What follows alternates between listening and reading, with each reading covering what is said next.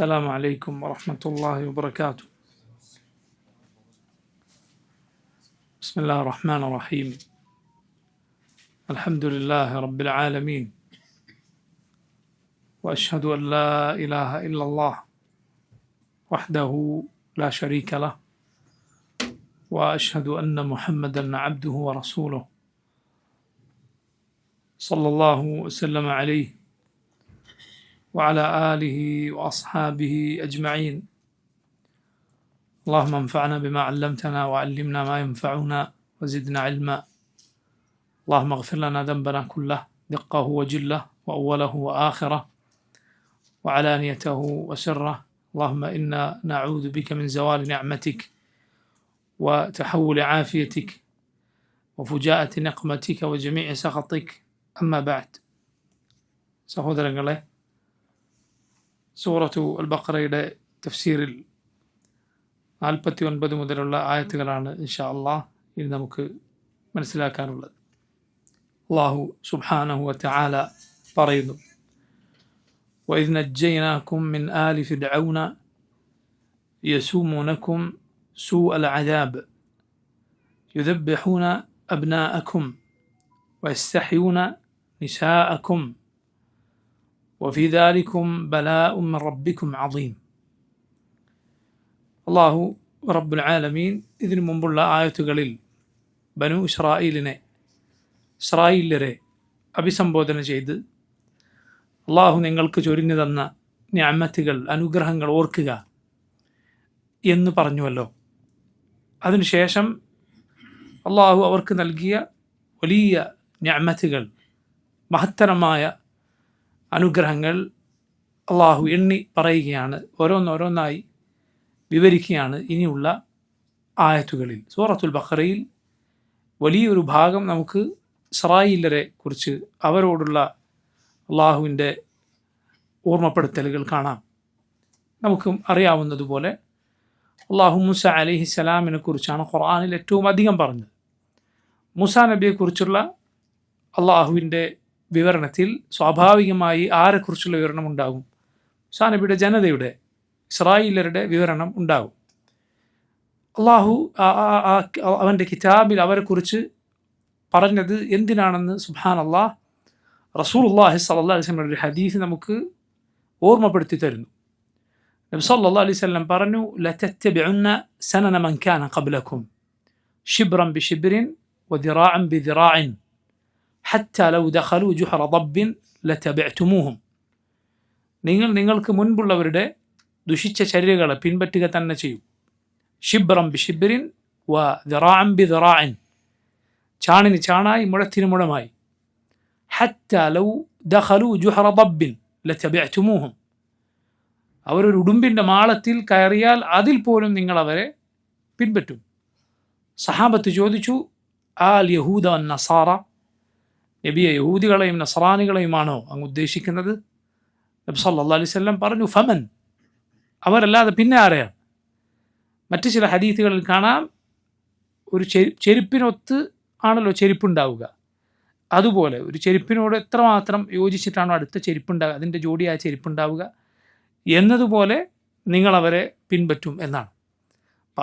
അവർക്ക് പറ്റിയ അബദ്ധങ്ങൾ ഈ ഉമ്മത്തിൽ ആവർത്തിക്കപ്പെടും എന്നത് സുബ്ഹാനല്ലാഹ് അല്ലാഹു അവരുടെ ചരിത്രം വിവരിച്ചതിൽ നമുക്കുള്ള മുന്നറിയിപ്പുണ്ട്. കാരണം ഈ അബദ്ധങ്ങളിൽ നിങ്ങൾ ചെന്നു ചാടാൻ ഏറെ സാധ്യതയുണ്ട്. അവരുടെ ഭിന്നിപ്പിൽ ഈ ഉമ്മത്ത് അവരെ പിൻപറ്റുന്നത് നോക്കൂ നിങ്ങൾ. അവരെ പിൻപറ്റുക മാത്രമല്ല, അതിൽ അവരെ കടത്തിവിട്ടുക കൂടി ഈ ഉമ്മത്ത് ചെയ്യുമെന്നാണ് മുഹമ്മദ് സല്ലല്ലാഹു അലൈഹി വസല്ലം പറഞ്ഞത്. കാരണം യഹൂദികൾ 71 വിഭാഗമായി പിരിഞ്ഞെങ്കിൽ, നസ്രാനികൾ 72 പിരിഞ്ഞെങ്കിൽ, ഈ ഉമ്മത്ത് 73 പിരിയുക. അവരുടെയും അപ്പുറത്താണ് ഭിന്നിപ്പിൽ ഈ ഉമ്മത്ത് ചലിക്കുക. നസ്അല്ലാഹുൽ ആഫിയ. നോക്ക്, അവരുടെ പാഠങ്ങൾ, അവരുടെ ചരിത്രത്തിലെ സംഭവങ്ങൾ നമുക്കുള്ള പാഠങ്ങളാണ്. പക്ഷേ ചരിത്രത്തെക്കുറിച്ച് വിവരമുള്ള ആളുകൾ പറയാറുള്ളത് പോലെ അതിൽ നിന്ന് പാഠം ഉൾക്കൊള്ളുന്നവർ വളരെ കുറവായിരിക്കും. അതെത്ര കേട്ടാലും അറിഞ്ഞാലും അതിൽ നിന്ന് പാഠം ഉൾക്കൊള്ളുന്നവർ വളരെ വളരെ കുറവായിരിക്കും. ബുദ്ധിയുള്ളവൻ ആരാണ്? അൽ ആഖിലു മൻ അഅ്തബറ ബിഗൈരിഹി. അറബിയിൽ ഉള്ള ഒരു പണ്ടേ പറഞ്ഞു വരുന്നൊരു വാക്കാണ്. ബുദ്ധിമാൻ എന്നാൽ മറ്റുള്ളവരുടെ അനുഭവത്തിൽ നിന്ന് അവർക്കുണ്ടായ സ്ഥിതിഗതികളിൽ നിന്ന് പാഠം ഉൾക്കൊള്ളുന്നവനാണ്. അതേസമയം ബുദ്ധിയില്ലാത്തവൻ ആരാണ്? അവൻ മറ്റുള്ളവർക്കൊരു പാഠമായി തീരുന്നവനാണ്. ഒരാൾ മറ്റുള്ളവർക്ക് പാഠമായി തീരുന്നത്, അവനെപ്പോലെ ആവരുത്, അവന് സംഭവിച്ചത് സംഭവിക്കരുത് എന്ന ഒരു മറ്റുള്ളവർക്കുള്ള ഒരു ഗുണപാഠം പോലെ, ഒരു നെക്കാല് പോലെ ആളുകളെല്ലാം അവൻ്റെ വഴി സ്വീകരിക്കാതിരിക്കുന്ന അവസ്ഥയിലാവുക എന്നത് അങ്ങേയറ്റം ദൗർഭാഗ്യകരമാണ്. അള്ളാഹു നമ്മെ കാത്തുരക്ഷിക്കുമാറാകട്ടെ. അപ്പം നോക്കൂ, അള്ളാഹു അവരോട് പറയുന്നു, അവരെ ഓർമ്മപ്പെടുത്തുന്നു. അവർക്കുള്ള ഓർമ്മപ്പെടുത്തൽ നമുക്കുമുള്ള ഓർമ്മപ്പെടുത്തലാണ്. വൈദ് നജ്ജൈനാക്കും, നാം നിങ്ങളെ രക്ഷപ്പെടുത്തിയ സന്ദർഭം. ഇദ് എന്നത് കഴിഞ്ഞുപോയ കാലത്തെ സൂചിപ്പിക്കാനുള്ള പ്രയോഗമാണ്. അതേസമയം ഇതാ വരാനിരിക്കുന്ന കാലത്തെ സൂചിപ്പിക്കാനുള്ള പ്രയോഗമാണ്. ഇതാ ജാ വന്നാൽ, ഇതാ ജാ വന്നാൽ, ഇതാ ദഹബ പോയാൽ. അതേസമയം ഇദ് എന്നത് കഴിഞ്ഞുപോയ കാര്യത്തെ സൂചിപ്പിക്കാനുള്ള പ്രയോഗമാണ്. ഇദ് നജ്ജൈനാക്കും, നാം നിങ്ങളെ രക്ഷപ്പെടുത്തിയ സന്ദർഭം. മിൻ ആലി ഫിർഔൻ, ഫിർഔനിൻ്റെ കൂട്ടരിൽ നിന്ന്. യസൂമൂനക്കും, അവർ നിങ്ങളെ അനുഭവിപ്പിച്ചു.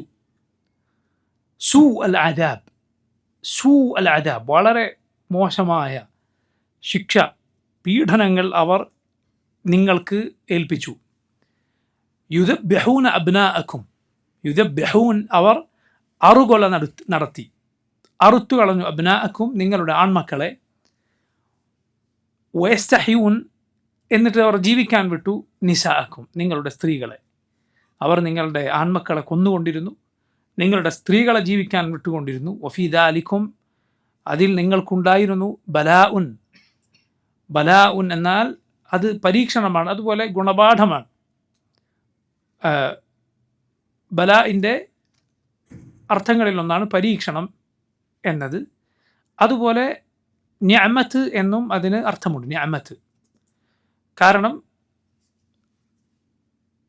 നിഅമത്ത്, അനുഗ്രഹം എന്നത് അള്ളാഹു അവരെ രക്ഷപ്പെടുത്തിയത് അവർക്കുള്ള അനുഗ്രഹമാണ്. അതേസമയം ആ അനുഗ്രഹം പരീക്ഷണവുമാണ്. അവരതിന് നന്ദി കാണിക്കുമോ ഇല്ലേ എന്നതിനുള്ള പരീക്ഷണവും കൂടിയാണത്. റബ്ബിക്കും അലീം, നിങ്ങളുടെ റബ്ബിങ്കിൽ നിന്നുള്ള അലീമായൊരു മഹത്തരമായൊരു ബല ആയിരുന്നു അത്. നോക്കൂ, അള്ളാഹു ഫിറഔനിൻ്റെയും കൂട്ടരുടെയും കരങ്ങളിൽ നിന്ന് ഇസ്രായേലരെ രക്ഷപ്പെടുത്തി എന്നത് അള്ളാഹു അവർക്ക് ചൊരിഞ്ഞ അനുഗ്രഹമാണ്. യഥാർത്ഥത്തിൽ ഇസ്രായേലർ ഷാമിലായിരുന്നു താമസിച്ചിരുന്നത്. മസറിൽ, ഈജിപ്തിൽ അവർ എത്തിച്ചേർന്നത് യൂസുഫ് അലൈഹിസ്സലാമിലൂടെയാണ്. യൂസുഫ് അലൈഹിസ്സലാം മസറിലെത്തി അവിടേക്ക് പിതാവിനെ യാഹൂബിനെയും അലൈഹിസ്സലാം സഹോദരങ്ങളെയും ഒക്കെ കൊണ്ടുവന്നു. പിന്നെ അവരവിടെ താമസിച്ചു. അങ്ങനെയാണ് മസറിൽ ആര് താമസമാക്കിയത്? ഇസ്രായേലർ താമസമാക്കിയത്. സ്വാഭാവികമായി അവിടെയുള്ള ഭരണവർഗം അവരായിരുന്നില്ല, ഭരണം അവർക്കായിരുന്നില്ല, ഭരണം കിബ്തികൾക്കായിരുന്നു മസറിൻ്റെ ഭരണം. യൂസുഫ് അലൈഹിസ്സലാമിൻ്റെ കാലത്തെ മസറിലെ രാജാക്കന്മാർക്ക് ഫിറഔൻ എന്ന് പറഞ്ഞിരുന്നില്ല. ഫിറഔൻ എന്നത് യഥാർത്ഥത്തിൽ സ്ഥാനപ്പേരാണ്, അത് ഒരു ആളുടെ മാത്രം പേരല്ല. ഫിറഔൻ 1, 2, 3 ഇങ്ങനെ ഫിറഔന്മാരുണ്ട്. ഏതുപോലെ പേർഷ്യയിൽ അഗ്നി ആരാധകരായ മജൂസികളുടെ രാജാക്കന്മാർക്ക് കിസ്റ എന്ന് പറയും. അതുപോലെ നസ്രാനികൾ, റോമിലെ ക്രൈസ്തവരുടെ ഭരണാധികാരിക്ക് എന്തു പറയും? കൈസർ എന്ന് പറയും. കൈസർ എന്ന് അവരും ഇപ്പുറത്ത് കിസ്റ എന്നും അറിയപ്പെടും. അതുപോലെ മറ്റ് ചില നാടുകളിൽ, ഇപ്പോൾ അബ്സീനിയയിൽ, എത്യോപ്യയിൽ അവിടെയുള്ള രാജാക്കന്മാരുടെ പൊതുവായ പേരാണ് നജ്ജാഷി എന്നത്. നജ്ജാഷി അത് ഒരാളുടെ മാത്രം പേരല്ല. അതുപോലെ ഫിറഔൻ മസറിലെ രാജാക്കന്മാരുടെ പേരായിരുന്നു. പക്ഷേ യൂസുഫ് അലൈഹിസ്സലാമിൻ്റെ കാലത്ത് ആ സ്ഥാനപ്പേര് അവർക്കുണ്ടായിരുന്നില്ല. അതുകൊണ്ടാണ് യൂസുഫ് അലൈഹിസ്സലാമിൻ്റെ ചരിത്രത്തിൽ അള്ളാഹു അവിടെയുള്ള ഭരണാധികാരിയെ പറയുമ്പോൾ മലിക് എന്നാണ് പറഞ്ഞിട്ടുള്ളത്. മലിക്, അവിടെയുള്ള രാജാവ്. ഫിറഔൻ എന്ന് പറഞ്ഞിട്ടില്ല. അങ്ങനെ യൂസുഫ് അലൈഹിസ്സലാമിൻ്റെ കാലത്താണ് ഇസ്രായേലർ മസറിൽ എത്തിയത്. പിന്നീട് യൂസുഫ് അലൈഹിസ്സലാമിൻ്റെ കാലശേഷം കാലങ്ങൾ കഴിഞ്ഞപ്പോൾ അവർക്ക് ഉണ്ടായിരുന്ന സ്ഥാനം മിസ്റിൽ നഷ്ടപ്പെട്ടു. യൂസുഫ് നബിയുടെ കാലത്ത് അവർക്ക് വലിയ സ്ഥാനം മിസ്റിലുണ്ടായിരുന്നു. കാരണം അവർ യൂസുഫ് നബിയുടെ കുടുംബക്കാരാണ്. ആ സ്ഥാനം അവർക്കുണ്ടായിരുന്നു. പക്ഷെ പിന്നീട് അവർക്ക് ആ സ്ഥാനം നഷ്ടപ്പെട്ടു. ഫിറഔൻ മൂസ അലൈഹിസ്സലാമിൻ്റെ എതിരാളിയായിരുന്ന ഫറഔനിൻ്റെ കാലമായപ്പോഴേക്ക് അവരുടെ അവസ്ഥ വളരെ വളരെ മോശമായി തീർന്നു. ഫറഔൻ ലോകത്തറിയപ്പെട്ട കൊടും ക്രൂരന്മാരിൽ ഒരുവനാണ്.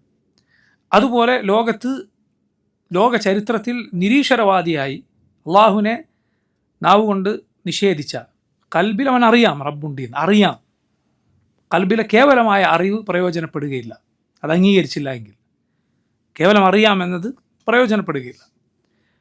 അള്ളാഹുവിനെ നിഷേധിച്ച നിരീശ്വരവാദികൾ ലോകത്തിൻ്റെ ചരിത്രത്തിൽ വളരെ വളരെ കുറവാണ്. അവരിൽ ഏറ്റവും അറിയപ്പെട്ടവനാണ് ഫിറഔൻ.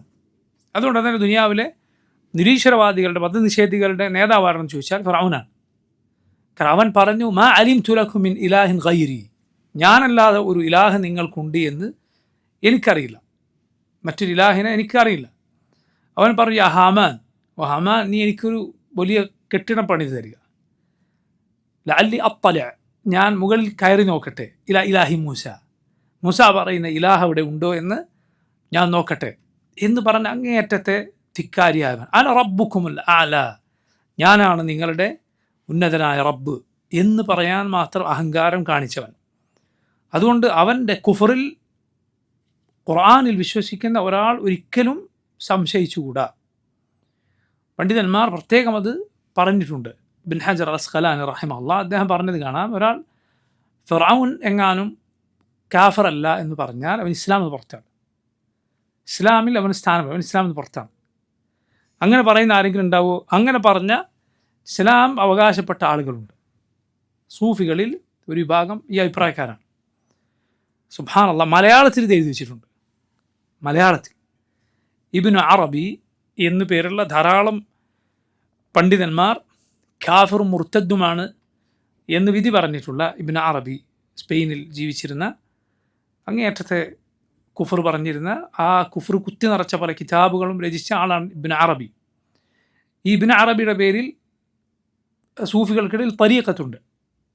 തരീഖത്തിൻ്റെ പേര് അക്ബരിയ തരീഖത്ത് എന്നാണ്. കാരണം ഇയാളെ ഷെയ്ഖുൽ അക്ബർ എന്നാണ് അവർ വിളിക്കുന്നത്, ഏറ്റവും വലിയ ഷെയ്ഖ്. നമ്മുടെ നാട്ടിൽ ഈ തരീഖത്തിൻ്റെ ആളുകളുണ്ട്, അവർ മലയാളത്തിൽ പുസ്തകങ്ങൾ എഴുതിയിട്ടുണ്ട്. അവർ പറഞ്ഞത് ഫിറഔൻ ഏറ്റവും വലിയ മുഅ്മിനാണ് എന്ന്. കാഫറല്ല എന്ന് മാത്രമല്ല, മുഅ്മിനീങ്ങളിൽ പലരെക്കാളും നല്ല ഈമാൻ ഉണ്ടായിരുന്ന ആളാണ്. എന്താ കാരണം? കാരണം അവരുടെ വാദപ്രകാരം എല്ലാം റബ്ബാണ്, എല്ലാത്തിനും റബ്ബുണ്ട്, ഇലാഹുണ്ട്. അപ്പോൾ തന്നിലെ ഇലാഹിനെ തിരിച്ചറിഞ്ഞവനാണ് ആര്? ഫിറഔൻ. അപ്പോൾ ഞാൻ റബ്ബുക്കുമുൽ അല, ഞാനാണ് റബ്ബ് എന്ന് പറഞ്ഞു. മലയാളത്തിൽ പുസ്തകത്തിൽ ഈ ഖൗമി എഴുതി വെച്ചിട്ടുണ്ട്. അതുപോലെ അവരുടെ ചില പുസ്തകങ്ങളിലെ തലക്കെട്ട് തന്നെ സത്യനിഷേധത്തിലെ സത്യം എന്നാണ് മലയാളത്തിൽ പരിഭാഷപ്പെടുത്തിയാണ്. എന്താ അതിൻ്റെ അറബിയിലേക്ക് നമ്മൾ പറഞ്ഞാൽ കുഫറിലെ ഹക്ക് എന്നാണ്, സത്യനിഷേധത്തിലെ സത്യം. എന്നിട്ട് എന്താണ് അവർ എഴുതിയത്? ബിംബങ്ങളെ ആരാധിക്കുന്നവരും യഥാർത്ഥത്തിൽ അള്ളാഹുവിനെയാണ് ആരാധിക്കുന്നത്, കാരണം അതിലും അള്ളാഹു ഉണ്ട്. ഈ ആളുകൾ അറബിയിൽ പറഞ്ഞിട്ടുണ്ട്, വമൽ കെൽബു വൽ ഖിൻസീറു ഇല്ലാ ഇലാഹുന, നഊദു ബില്ലാഹ്. അവർ പറഞ്ഞ വാക്കാണ്, കെൽബും ഖിൻസീറൊക്കെ ഞങ്ങൾ ഇലാഹാണ്. അള്ളാഹു റബ്ബുൽ ആലമീൻ ഇസ്ലാമിലേക്കും അഹ്ലുസുന്നത്തിൻ്റെ വഴിയിലേക്കും ഹിദായത്ത് നൽകിയ തൗഹീദ് അള്ളാഹു നമുക്ക് പഠിപ്പിച്ചു തന്നതിന് എത്ര റബ്ബിന് ശുക്ർ പറഞ്ഞാലും മതിയാവുകയില്ല. കാരണം ഷഹാദത്ത് പറയുന്നു, നാവ് കൊണ്ട് പറയുന്ന ലാ ഇലാഹ ഇല്ലല്ലാഹ് ഞങ്ങൾ അംഗീകരിച്ചു എന്ന് നാവ് കൊണ്ട് അവകാശപ്പെടുന്ന ആളുകൾ എഴുതി വെച്ച വാദങ്ങളാണ്. ഈ ഇങ്ങനെയുള്ള പുസ്തകങ്ങൾ മലയാളത്തിലേക്ക് പരിഭാഷപ്പെടുത്തിയ ഒരാളെക്കുറിച്ച് നമ്മുടെ നാട്ടിൽ സമസ്തക്കാർ അവരുടെ ഒരു പ്രസിദ്ധീകരണത്തിൽ എഴുതിയത് സുന്നി സാഹിത്യ തറവാട്ടിലെ കാവലാൾ എന്നാണ്. മരിച്ചുപോയി, KVM പന്താവൂർ എന്ന പേരുള്ള ഒരാൾ. ഈ സകല കുഫറിൻ്റെ കിതാബുകളും മലയാളത്തിലേക്ക് പരിഭാഷപ്പെടുത്തിയ ഒരാളാണ്. അയാളെ പറ്റി ഇവരുടെ ഒരു പ്രസിദ്ധീകരണത്തിൽ എഴുതിയത് സുന്നി സാഹിത്യ തറവാട്ടിലെ സാധാരണ ആളല്ല, കാവലാളാണ് എന്ന് എഴുതിയത് കാണാം. അവസാനം ഈ പുസ്തകങ്ങളൊക്കെ ആളുകൾക്കിടയിൽ പ്രചരിപ്പിക്കപ്പെട്ടപ്പോൾ അവരിലെ ഒരു നേതാവ് ഒരിക്കൽ പറഞ്ഞ അയാൾ മാനസിക രോഗിയാണ്. നോക്കി, നിങ്ങൾ ഇത്രയും പുസ്തകങ്ങൾ എഴുതി അതൊക്കെ പ്രസിദ്ധീകരിച്ച് എന്നിട്ട് അയാളെ സാഹിത്യ തറവാട്ടിലെ കാവലാണെന്ന് പറഞ്ഞു. ആളുകൾ ഇത് പിടിച്ചപ്പോൾ പറയാണ് അയാൾക്ക് മാനസിക രോഗമാണ് എന്ന്. അപ്പോൾ ഒരാൾ പറഞ്ഞു, കൂട്ടരെ മാനസിക രോഗം എന്നത് നിങ്ങളുടെ കൂട്ടത്തിലൊരു ഡിസ്ക്വാളിഫിക്കേഷൻ അല്ല, മറിച്ച് നിങ്ങളുടെ കൂട്ടത്തിലെ ഒരു യോഗ്യതയാണിത്. കാരണം ഈ പറഞ്ഞ പല ഔലിയാക്കളുടെയും മേന്മയായി പറയുന്നത് വട്ടാണെന്നാണ്. നഊദു ബില്ലാഹ്, നഊദു ബില്ലാഹ്. നോക്കൂ നിങ്ങൾ, എങ്ങനെയാണ് ഭ്രാന്ത് ഒരു യോഗ്യതയായി മാറുക? നമ്മുടെ റസൂൽ സല്ലല്ലാഹു അലൈഹി വസല്ലം ജുനൂൻ, ഭ്രാന്ത് മുശ്രിക്കുകൾ ആരോപിച്ചപ്പോൾ അള്ളാഹു പറഞ്ഞത് വഇന്നക ലഅലാ ഖുലുഖിൻ അളീം, നബി അങ്ങ് ഏറ്റവും ശ്രേഷ്ഠമായ സ്വഭാവത്തിനുടമയാണ്. അങ്ങ് ഭ്രാന്തിനോ അതുപോലുള്ള ബുദ്ധിമോശത്തിനോ ഉടമയല്ല, മറിച്ച് വഇന്നക ലഅലാ ഖുലുഖിൻ അളീം, ഏറ്റവും മഹത്തരമായ സ്വഭാവത്തിനുടമയാണ്. നബി സല്ലല്ലാഹു അലൈഹി വസല്ലം അതിൽ നിന്ന് കാവൽ തേടുകയാണ് ചെയ്തത്. അല്ലാഹുമ്മ ഇന്നി അഊദു ബിക മിനൽ ജുനൂനി വൽ ജുദാമി വൽ ബറസി വസയ്യിൽ അസ്ഖാം. അള്ളാഹു ഭ്രാന്തിൽ നിന്ന്, വെള്ളപ്പാണ്ടിൽ നിന്ന്, കുഷ്ഠരോഗത്തിൽ നിന്ന്, മോശമായ രോഗങ്ങളിൽ നിന്ന് ഞാൻ നിന്നോട് കാവൽ തേടുന്നു. റസൂലുള്ളാഹി സ്വല്ലല്ലാഹു അലൈഹി വസല്ലം പറഞ്ഞ ദുആ. കാരണം ഒരു വീട്ടിൽ സാധാരണ ഒരു രോഗം ഉള്ള ഒരാൾ ഉണ്ടാകുന്നതിനേക്കാൾ ആ വീട്ടുകാർക്ക് പ്രയാസം ഉണ്ടാക്കുന്ന കാര്യമാണ് അവിടെ ഒരു മാനസിക രോഗി ഉണ്ടാകുന്നുള്ളത്. നഊദു ബില്ലാഹ്, സല്ലല്ലാഹു അലൈഹി വസല്ലം. അത് മേന്മയായി പറയുക. അപ്പോൾ മേന്മയായി പറയുന്ന കൂട്ടരാണ്. അപ്പം മാനസിക രോഗിയാണെന്ന് പറയുന്നതിൽ അർത്ഥമില്ല. പറഞ്ഞു വന്ന് ഇതുപോലെയുള്ള പുസ്തകങ്ങൾ, എത്രയോ ഇസ്ലാമിക് ലൈബ്രറികൾ എന്ന് പറയുന്ന പുസ്തകങ്ങൾ, ഇയാളുടെ പുസ്തകങ്ങൾ ഷെൽഫുകളിൽ നിരനിരയായി വെച്ചിട്ടുണ്ട് ഇന്നും. ഇത് വായിച്ചിട്ട് ഈ വക തരീഖത്തിലേക്ക് പോകുന്ന ആളുകളുണ്ട്. ആ ഖൗമിൻ്റെ വാദമാണ് എന്ത്? ഫിറഔൻ മുഅ്മിനാണ് എന്നല്ല, ഈമാൻ തികഞ്ഞ ആളാണ് എന്ന്. ഇവർ തന്നെ എത്രയോ ബഹുമാനിക്കുന്ന ശാഫിഈ മദ്ഹബിൽ അത്രയും അറിയപ്പെട്ട സഹീൽ ബുഖാരിക്ക് ഇത്രയും ബൃഹത്തായ ഫത്ഹുൽ ബാരിയെ പോലെ ഒരു വിശദീകരണം ബുഖാരിക്ക് ചരിത്രത്തിൽ ഒരാളും എഴുതിയിട്ടില്ല. അതിന് മുമ്പുള്ള കിതാബുകളിലെ എല്ലാ ഉപകാരപ്രദമായ ഗുണപാഠങ്ങളും ആ കിതാബിലുണ്ട് എന്നതാണ് ഫത്ഹുൽ ബാരി. അതിനുശേഷം ബുഖാരിക്ക് എഴുതിയ വിശദീകരണങ്ങളൊക്കെ ഫത്ഹുൽ ബാരി അവലംബിച്ചിട്ടാണ് എന്നാണ്. അത്രയും ശ്രേഷ്ഠമായ കിതാബ് എഴുതിയ ഇവർ ബഹുമാനിക്കുന്ന ഇബ്നു ഹജർ അസ്ഖലാനി അദ്ദേഹം പറഞ്ഞത് കാണാം. ആരെങ്കിലും ഫിറഔൻ മുസ്ലിമാണെന്ന് പറഞ്ഞ് അവൻ്റെ കുഫറിൽ സംശയിച്ച് അവൻ ഇസ്ലാം എന്ന് പുറത്താണ്. കാരണം അള്ളാഹു ഇതുപോലൊരു കാഫിറിനെ പരിചയപ്പെടുത്തിയിട്ടില്ല. ഖുർആനിൽ റബ്ബ് ഇവനെ പോലൊരു കാഫിറിനെ വേറെ പറഞ്ഞിട്ടില്ല. അള്ളാഹു പറയുകയാണ് അവൻ്റെ ആലിൽ നിന്ന്, അവൻ്റെ കുടുംബത്തിൽ നിന്ന് അള്ളാഹു നിങ്ങളെ രക്ഷപ്പെടുത്തിയപ്പോൾ. നോക്കൂ, അവൻ്റെ ക്രൂരത നോക്കൂ നിങ്ങൾ, അവൻ്റെ ക്രൂരത നിങ്ങൾ നോക്കൂ. കാരണം കുഫറിൽ ഒരു മനുഷ്യൻ എത്തിപ്പെട്ടാൽ പിന്നെ അവന് എന്ത് ക്രൂരതയാണ് ചെയ്തുകൂടാത്തത്? അള്ളാഹുവിൽ പ്രതീക്ഷയില്ലാത്ത ഒരു നിരീക്ഷകൻ തൻ്റെ മുകളിലുണ്ട് എന്ന് വിശ്വസിക്കാത്ത ഒരാൾക്ക് പിന്നെ എന്ത് ക്രൂരതയാണ് ചെയ്തുകൂടാത്തത്? അതുകൊണ്ടാണ് ലോകത്ത് നിരീശ്വരവാദികളായിട്ടുള്ള ആളുകൾ ചെയ്തതുപോലെ, അവർ മനുഷ്യരെ കൊന്നുകൂട്ടിയതുപോലെ ഒരാളും ചെയ്തിട്ടില്ല എന്ന്. ലോകത്തിന് ചരിത്രം എടുത്തു നോക്കൂ. നിരീശ്വരവാദികളും കമ്മ്യൂണിസ്റ്റുകളുമൊക്കെ ലോകത്ത് ആളുകളെ കൊന്നതുപോലെ മറ്റൊരാളും ലോകത്ത് മനുഷ്യരെ കൊന്നിട്ടില്ല. കാരണം ഈ കുഫർ എന്ന് പറയുന്നത് അവനെ അങ്ങേയറ്റത്തെ അഹങ്കാരിയാക്കി തീർക്കും. എന്തും തുടച്ചു നീക്കാൻ അവനൊരു തടസ്സവും ഉണ്ടാവില്ല. തനിക്ക് എതിരായി, തൻ്റെ താല്പര്യങ്ങൾക്കെതിരായി ആര് വന്നാലും, അത് കോടിക്കണക്കിന് മനുഷ്യരാണെങ്കിലും പോലും അവരെ നശിപ്പിക്കാൻ അവർക്ക് യാതൊരു ബുദ്ധിമുട്ടും ഒരു മനസ്സിലൊരു സങ്കോചവും ഉണ്ടാവുകയില്ല. ഫിറഔൻ അങ്ങനെയുള്ള ഒരുവനായിരുന്നു. അവൻ്റെ ആളുകളിൽ നിന്ന് അള്ളാഹു നിങ്ങളെ രക്ഷപ്പെടുത്തിയത് നിങ്ങൾ ഓർക്കുക. അവൻ നിങ്ങളെ കഠിനമായ ശിക്ഷക്ക് വിധേയരാക്കിയിരുന്നു. കൊടിയ ക്രൂരമായ പീഡനങ്ങൾക്ക് ഇസ്രായേലരെ അവൻ വിധേയരാക്കിയിരുന്നു, അവരടിച്ചമർത്തിയിരുന്നു. അള്ളാഹു പറഞ്ഞത് അവൻ ജനങ്ങളെ 2 കൂട്ടരാക്കി, എന്നിട്ട് ഒരു കൂട്ടരെ അവൻ അടിച്ചമർത്തി, അഥവാ ഇസ്രായേലരെ അവൻ അടിച്ചമർത്തി. ആൺമക്കളെ അവൻ അറുകൊല ചെയ്തു, സ്ത്രീകളെ ജീവിക്കാൻ വിട്ടു. അത് ഒരു അപമാനിക്കലാണ്. ആൺമക്കൾ അറുകൊല നടത്തി. ഈ ആൺമക്കളെ ഇങ്ങനെ അറുകൊല നടത്താനുള്ള കാരണം തഫ്സീറുകൾ നമുക്ക് കാണാം. ഇസ്രായേലിലെ ആൺമക്കളെ അവൻ ഇങ്ങനെ തെരഞ്ഞു കൊല്ലാനുണ്ടായ കാരണം അവൻ ഒരു സ്വപ്നം കണ്ടു എന്നാണ്. അഥവാ ഷാമിൽ നിന്നുള്ള ഒരു ബൈത്തുൽ മുഖദ്ദസിൽ നിന്നൊരു പ്രകാശം പുറപ്പെട്ടു വരികയും എന്നിട്ട് മിസ്റിലെ ഖിബ്തുകളുടെ കൊട്ടാരങ്ങളെ കരിച്ചു കളയുകയും ചെയ്യുന്നു എന്നൊരു സ്വപ്നം അവൻ കണ്ടു എന്നാണ്. അവൻ സ്വപ്ന വ്യാഖ്യാനം അറിയുന്ന ആളുകളോട് ചോദിച്ചപ്പോൾ അവർ പറഞ്ഞു, ഷാം, ബൈത്തുൽ മഖ്ദിസ് അത് ഇസ്രായേലരുടെ അവരുടെ സ്ഥലമായി അറിയപ്പെട്ടതാണ്.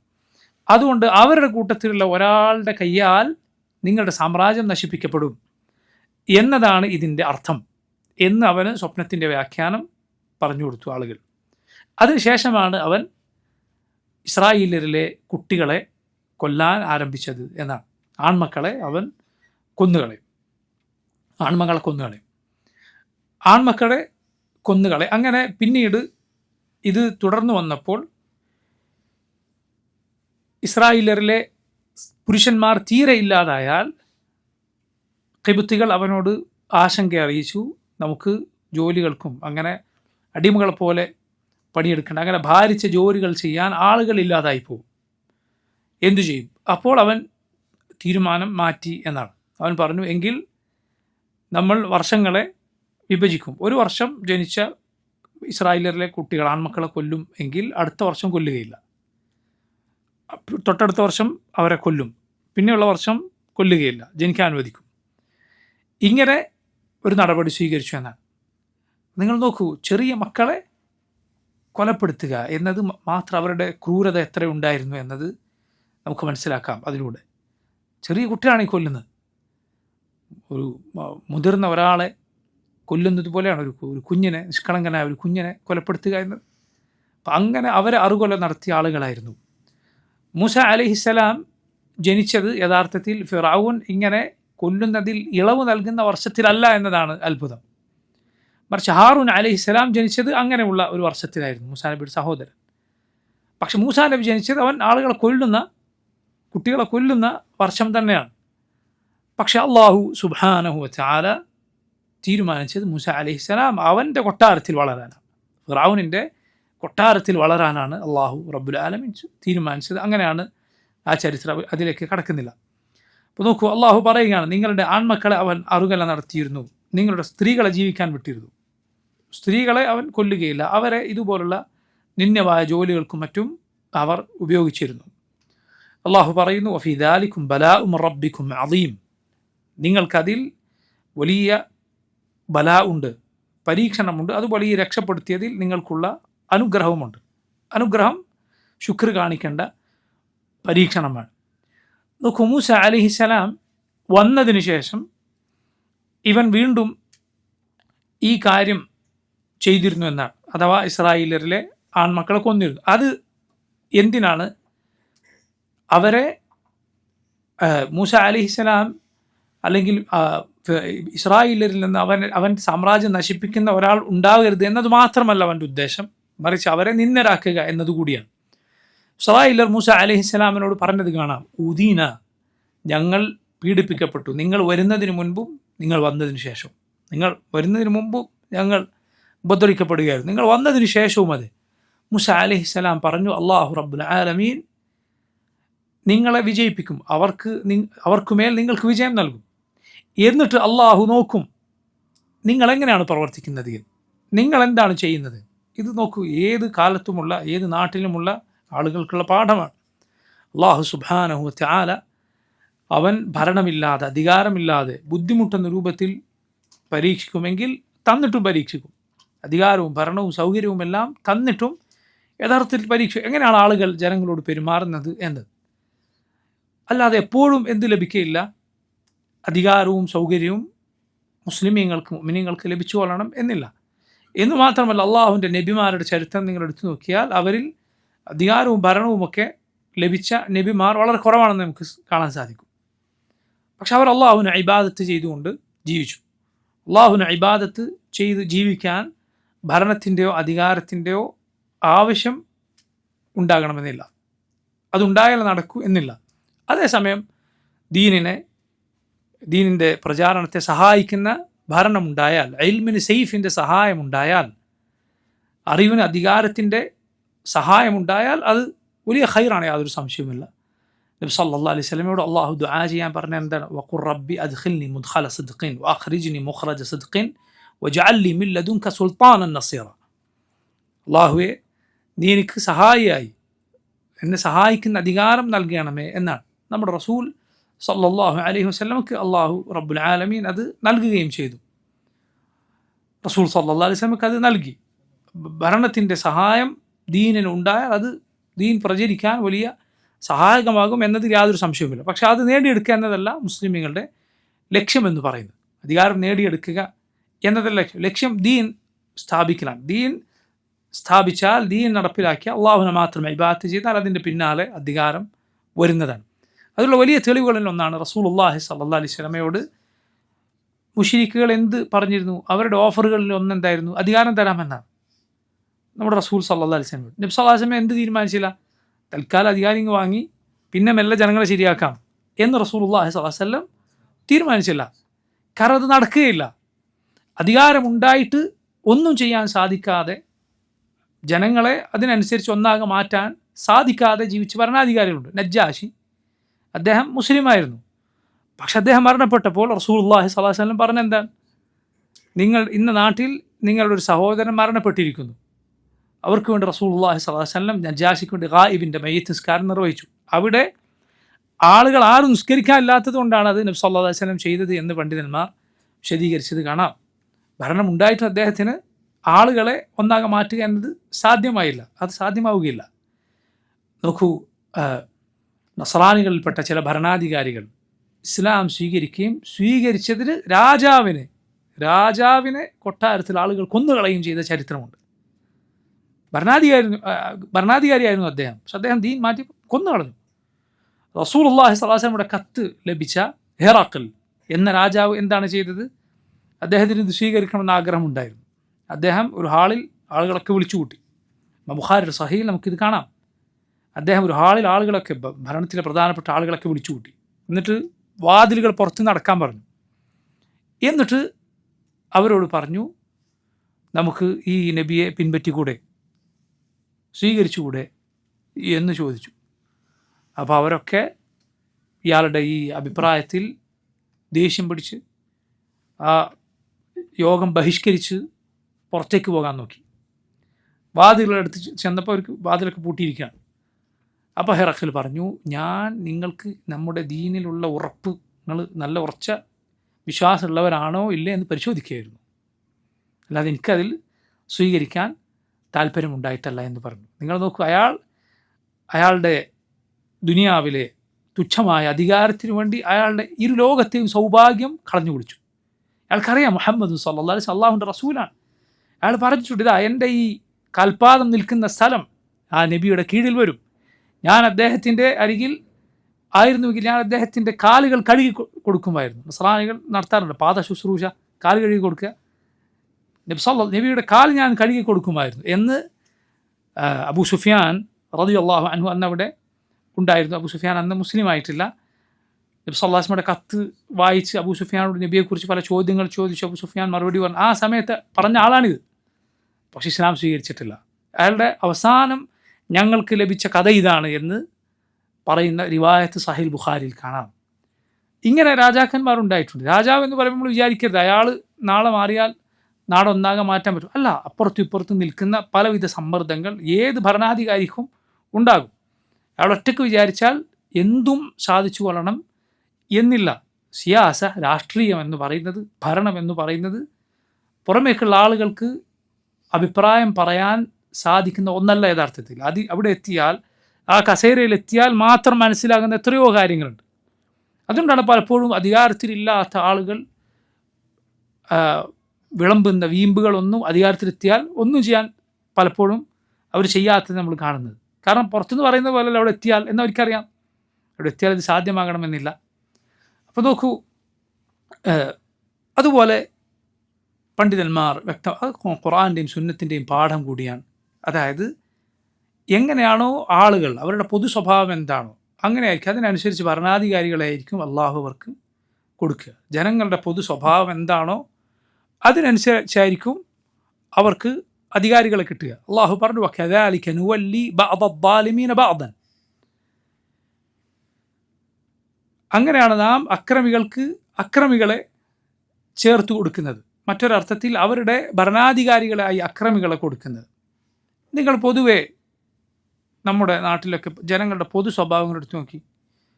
ജനങ്ങളിലുള്ള പൊതു സ്വഭാവം എന്താ? ആളുകളിൽ നമ്മൾ കേൾക്കുന്ന എന്താണ്? പൊതുവെ യാതൊരു സംശയവുമില്ല, തട്ടിപ്പും വഞ്ചനയും പറ്റിക്കലും കളവും, ഇതൊക്കെയാണ് ജനങ്ങളുടെ പൊതു സ്വഭാവമായി നമ്മൾ കേൾക്കുന്നത്. യാതൊരു സംശയമില്ല, ഭരണാധികാരികളുടെ പൊതു സ്വഭാവം അതായിരിക്കും, തട്ടിപ്പും വഞ്ചനയും കളവും, അതൊക്കെ. അതല്ലാതെ ഈ സ്വഭാവം വെച്ചിട്ട് എനിക്ക് ഉമർ ഇബ്നുൽ ഖത്താബിൻ്റെ ഭരണം വേണം എന്ന് പറഞ്ഞാൽ നടക്കുന്ന കാര്യമല്ല. ആളുകൾ മാറാതെ ഒരിക്കലും ഭരണാധികാരികൾ മാറുകയില്ല. അതുകൊണ്ടാണ് ഇസ്ലാമിലെ അഹ്ലുസുന്നത്തിൻ്റെ ദഅവ ആരംഭിക്കുന്നത് വ്യക്തിയിൽ നിന്നാണ്. വ്യക്തിയിൽ നിന്ന് വലുതായി സമൂഹത്തിലേക്ക് പോവുക, അതാണ് അഹ്ലുസുന്നത്തിൻ്റെ ദഅവ. നബിമാർ പഠിപ്പിച്ച ദഅവത്ത് അതാണ്. അതേസമയം ബിദഅത്തുകാരുടെ ദഅവ അവർ പറയുന്നത് ഭരണം ആദ്യം നന്നാവണം എന്നാണ്. ആദ്യം ഭരണത്തിരിക്കുന്ന ആളെ മറിച്ചിടുക, എന്നിട്ട് ബാക്കി. അത് ഇസ്ലാമിൻ്റെ രീതിയല്ല, അത് നടക്കുകയില്ല. യഥാർത്ഥത്തിൽ അത് സംഭവമല്ല. അലി ഇബ്നു അബി താലിബിൻ്റെ വളരെ പ്രസിദ്ധമായ ഒരു റിവായത്തുണ്ടല്ലോ. അദ്ദേഹത്തോട് ഒരാൾ വന്നു പറഞ്ഞു എന്നാണ്, എന്ത്, നിങ്ങളുടെ ഭരണം അബൂബക്കറിൻ്റെയും ഉമറിൻ്റെയും പോലെയല്ല. അപ്പം അദ്ദേഹം പറഞ്ഞു, അബൂബക്കറിൻ്റെയും ഉമറിൻ്റെയും കാലത്ത് പ്രജകൾ, അനുയായികൾ ഞാനും എന്നെ പോലുള്ളവരായിരുന്നു. ഇന്ന് പ്രജകൾ നീയും നിന്നെ പോലുള്ളവരാണ്. അപ്പോൾ അത്ര പ്രതീക്ഷാൽ മതി എന്നർത്ഥം. അപ്പോൾ നോക്കൂ, ഫിർഔൻ അവൻ ആളുകളെ ഈ രൂപത്തിൽ അടക്കി ഭരിച്ചിരുന്നു. അള്ളാഹു സുബ്ഹാനഹു വ തആല എന്നാൽ ഇസ്രായേലരെ രക്ഷപ്പെടുത്തി ദീർഘകാലത്തെ പരീക്ഷണത്തിന് ശേഷം. പരീക്ഷണത്തിൻ്റെ ഒടുക്കം വിജയമാണ്, സംശയമില്ല. സബറിൻ്റെ ഒടുക്കം തുറവിയാണ്. നബി സല്ലല്ലാഹു അലൈഹി വസല്ലം പറഞ്ഞു, അന്ന നസ്റ മഅ സബർ, അള്ളാഹുവിൻ്റെ സഹായം ഉണ്ടാവുക ക്ഷമയുടെ കൂടെയാണ്. വഅന്നൽ ഫറജ മഅൽ കർബ്, ബുദ്ധിമുട്ടിൻ്റെ കൂടെയാണ് പോംവഴി ഉണ്ടാവുക. വഅന്ന മഅൽ ഉസ്രി യുസ്റാ, പ്രയാസത്തിൻ്റെ കൂടെ എളുപ്പമുണ്ട്. റസൂലുള്ളാഹി സ്വല്ലല്ലാഹു അലൈഹി വസല്ലം ഇബ്നു അബ്ബാസിനെ വിളിച്ച് പഠിപ്പിച്ചു കൊടുത്ത വാക്കുകൾ നിങ്ങൾ കേട്ടിട്ടില്ലേ? യാ ഗുലാം, മോനെ, ഇന്നി ഉഅല്ലിമുക കലിമാത്ത്, ഞാൻ നിന്നെ ചില കാര്യങ്ങൾ പഠിപ്പിച്ചു തരാം. ഇഹ്ഫദില്ലാഹ് യഹ്ഫദ്ക്, അള്ളാഹുവിനെ സൂക്ഷിക്കുക, അള്ളാഹു നിന്നെ കാത്തുകൊള്ളും. ഇഹ്ഫദില്ലാഹ് തജിദുഹു തുജാഹക്, അള്ളാഹുവിനെ സൂക്ഷിക്കുക, അള്ളാഹുവിനെ നിനക്ക് മുന്നിൽ കാണാം.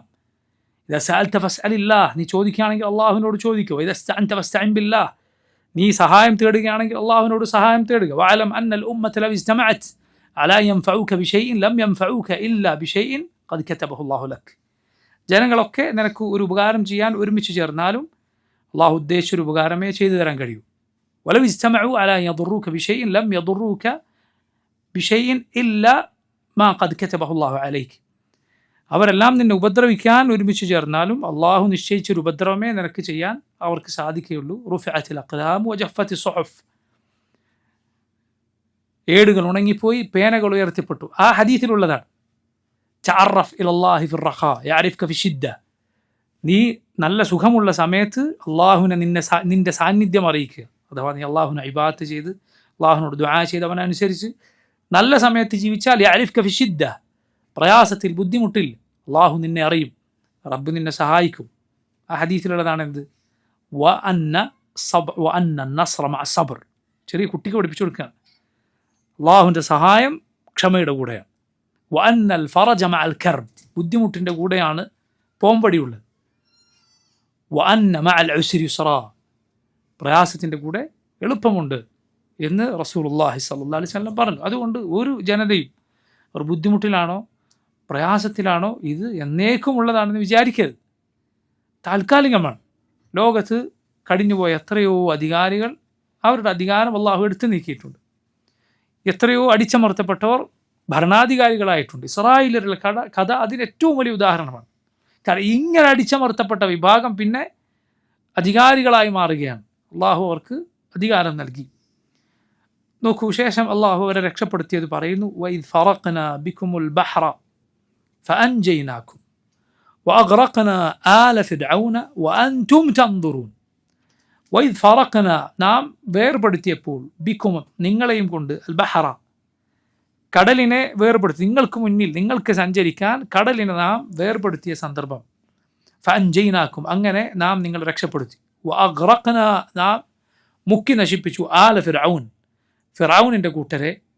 വഅൻതും തൻദുറൂൻ, നിങ്ങൾ നോക്കിക്കൊണ്ടിരിക്കേ. നോക്ക്, അള്ളാഹു അവർക്ക് ചെയ്ത നിഅമത്തായി പറയുകയാണ്. അവരുടെ കൺമുന്നിൽ അള്ളാഹു അവരുടെ ശത്രുവിനെ നശിപ്പിച്ചു.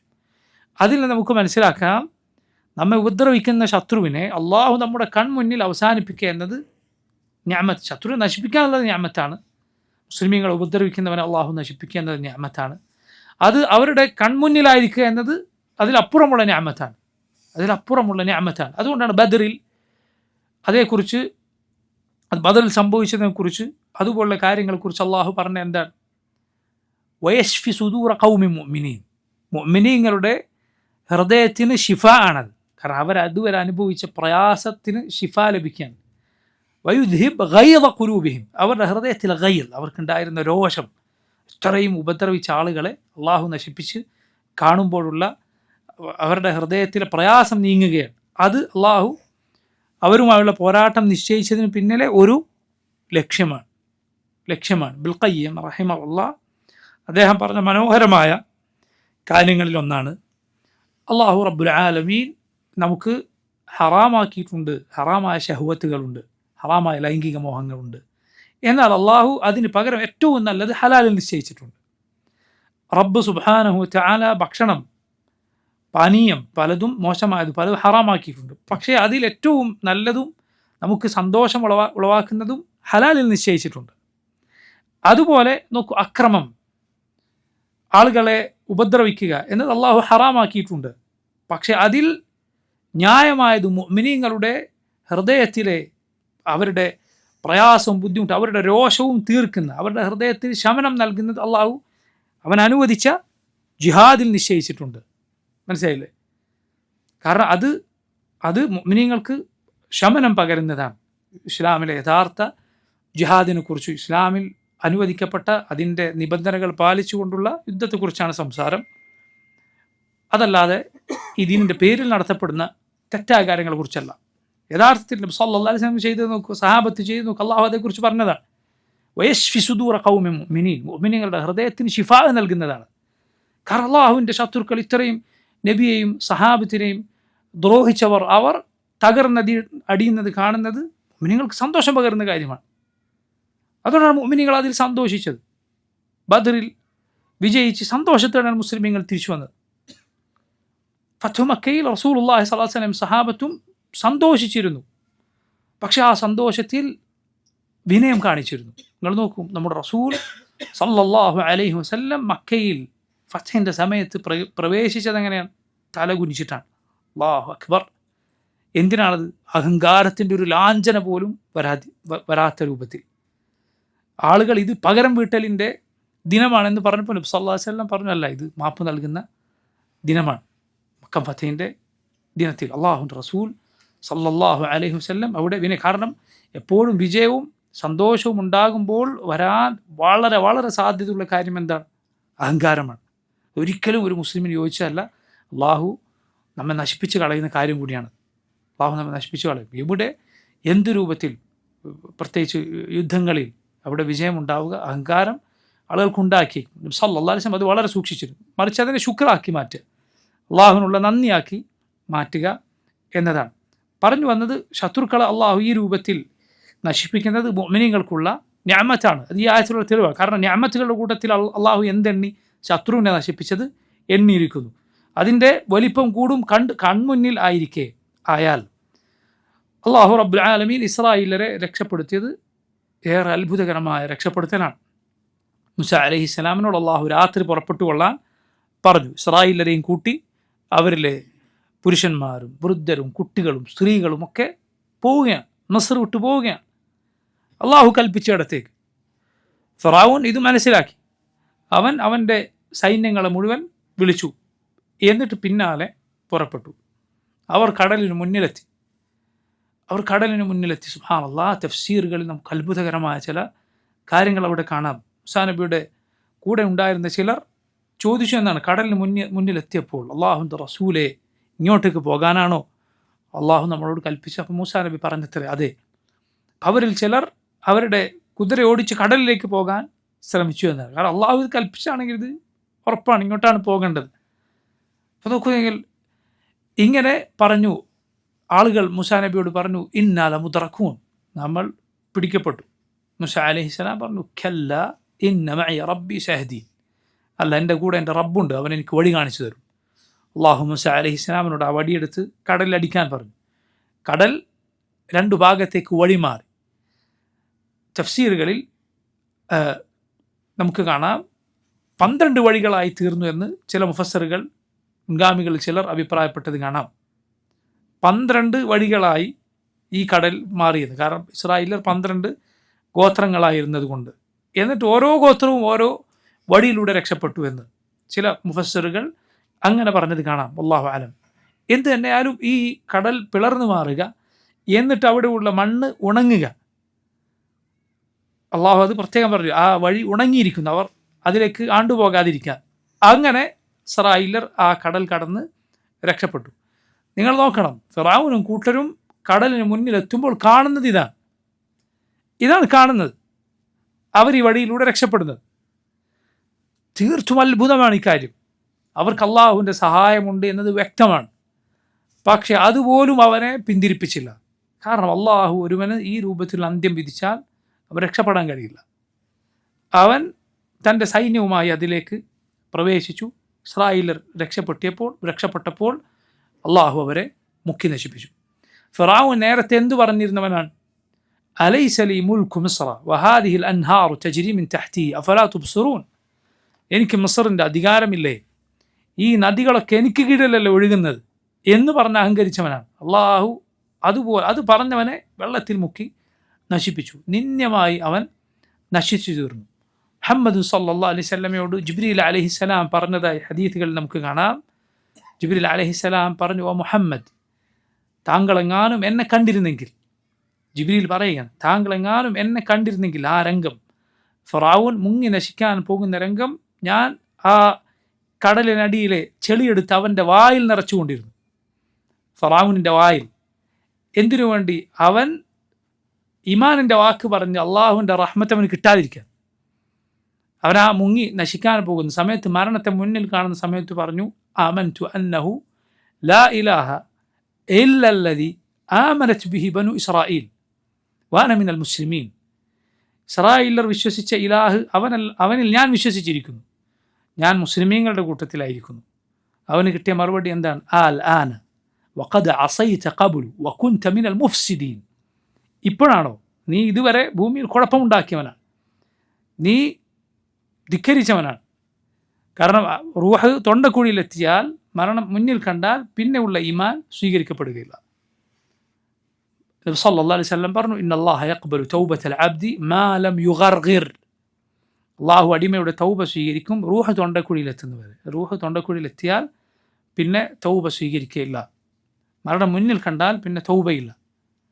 അള്ളാഹു അതിനു മുമ്പ് തൗബ ചെയ്യാനാണ് നമ്മളോട് പറഞ്ഞത്. യാ അയ്യുഹല്ലദീന ആമനു തൂബു ഇലല്ലാഹ് തൗബത്തൻ നസൂഹ. അതുപോലെ അള്ളാഹു തൗബ സ്വീകരിക്കുന്നവരെ കുറിച്ച് പറഞ്ഞ എന്താണ്? സുമ്മ യതൂബൂന മിൻ ഖരീബ്. അടുത്തു തന്നെ തൗബ ചെയ്യുന്നവർ. അടുത്തെന്ന് പറഞ്ഞാൽ മരിക്കുന്നതിന് മുമ്പ്. കാരണം മരണം ഖരീബാണ്, മരണം അടുത്താണ്, എപ്പോഴാണെന്ന് അറിയില്ല. അതിനു മുൻപേ തൗബ ചെയ്തിരിക്കണം. അപ്പോൾ നോക്കൂ, ഇങ്ങനെ ഫിറഔനെയും കൂട്ടരെയും അള്ളാഹു സുബ്ഹാനഹു വ തആല നശിപ്പിക്കുകയുണ്ടായി. ഇസ്രായേലർ അതിനുശേഷം മസ്റിലേക്ക് തിരിച്ചു വരികയും അവരവിടെ മസ്റിൻ്റെ അധികാരികളായി ജീവിക്കുകയും ചെയ്തു എന്ന് തഫ്സീറുകളിൽ ചിലർ പറഞ്ഞത് കാണാം. അതുപോലെ അവർ അവിടെ ഉണ്ടായിരുന്ന നേരത്തെ അധികാരികളായിരുന്നവരുടെ ഭാര്യമാരെ, അങ്ങനെയുള്ള സ്ത്രീകളെ വിവാഹം കഴിച്ചു എന്നും കാണാം. ബിൻ കസീർ റഹിമഹുല്ലാഹ് അദ്ദേഹം പറഞ്ഞു, അതുകൊണ്ട് അവിടെ ഉണ്ടായിരുന്ന സ്ത്രീകൾ അവിടെയുള്ള രാജാക്കന്മാരുടെയും മറ്റും മക്കളും ഭാര്യമാരൊക്കെ ആയിരുന്നു. പിന്നെ അവർ വിവാഹം കഴിച്ചവരോ മസ്റിൽ അടിമകളായി താഴെ ജീവിച്ച ആളുകളും. ബിൻ കസീർ അദ്ദേഹം പറഞ്ഞു, അതുകൊണ്ട് തന്നെ ഈ സ്ത്രീകൾക്ക് അവരുടെ മേലെ ഭർത്താക്കന്മാർ അവർ ഭരിക്കുന്ന സ്വഭാവം ഉണ്ടായിരുന്നു. ബിൻ കസീർ പറഞ്ഞു, അതുകൊണ്ട് മിസ്റിൽ ഇന്നും ഈ സ്വഭാവം കാണാമെന്ന്. ബിൻ കസീറിൻ്റെ കാലത്ത് അദ്ദേഹം പറഞ്ഞതാണ്. അല്ലാഹു ആലം, ഇന്നത്തെ അവസ്ഥ എന്താ നമുക്കറിയില്ല. പക്ഷേ അവർ തിരിച്ചെത്തി ഇവരുടെ സ്ത്രീകൾ വിവാഹം ചെയ്തു. പക്ഷേ ഇവർ നേരത്തെ അധികാരികളുടെ ഭാര്യമാരായി ജീവിച്ചിരുന്ന, അവരെ കുടുംബത്തിൽ ജീവിച്ചിരുന്നവരാണ്. ഭർത്താക്കന്മാരോ ഇസ്രായേലിലാണ്, നേരത്തെ അവിടെ അടിമകളായി താഴ്ന്ന ജോലികളൊക്കെ ചെയ്ത് ജീവിച്ചവരായിരുന്നു. അപ്പോൾ അതുകൊണ്ട് സ്ത്രീകൾ ഇവരെ ഭരിച്ചിരുന്നു, ഭർത്താക്കന്മാരായിട്ട് അവരങ്ങോട്ട് ഭരിച്ചിരുന്നു. ഈ സ്വഭാവം മിസ്റിൽ ഇന്നും കാണാമെന്ന് ബിൻ കസീർ റഹിമഹുല്ലാഹ് പറഞ്ഞത് കാണാം. അല്ലാഹു ആലം, അത് ചില നാടുകൾ അങ്ങനെ, ചില നാട്ടിൽ അങ്ങനെ ഉണ്ടാവും, ചില നാടുകൾ നേരെ തിരിച്ചായിരിക്കും. ഉമർ ഖത്താബ് റളിയല്ലാഹു അൻഹു പറഞ്ഞതായി ഇമാം ബുഖാരി മുസ്ലിം റിവായത്ത് ചെയ്തത് കാണാം.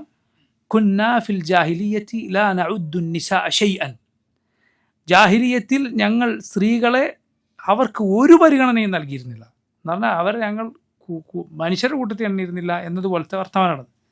എന്നാൽ ഇസ്ലാം വന്നപ്പോൾ ഇസ്ലാം സ്ത്രീകളുടെ കാര്യത്തിൽ അള്ളാഹുവിൻ്റെ കിതാബിൽ ഇന്ന ആയത്തുകളും സൂറത്തുകളൊക്കെ അവതരിച്ചു. അള്ളാഹു റബ്ബുൽ ആലമീൻ അവരുടെ കാര്യത്തിൽ വസിയ്യത്ത് മുഅ്മിനീങ്ങൾക്ക് നൽകി. വലഹുന്ന മിസ്ലുല്ലദി അലൈഹിന്ന ബിൽ മഅറൂഫ് വലിർറിജാലി അലൈഹിന്ന ദറജ. അവർക്ക് ബാധ്യതകളുള്ളതുപോലെ അവകാശങ്ങളുമുണ്ട്.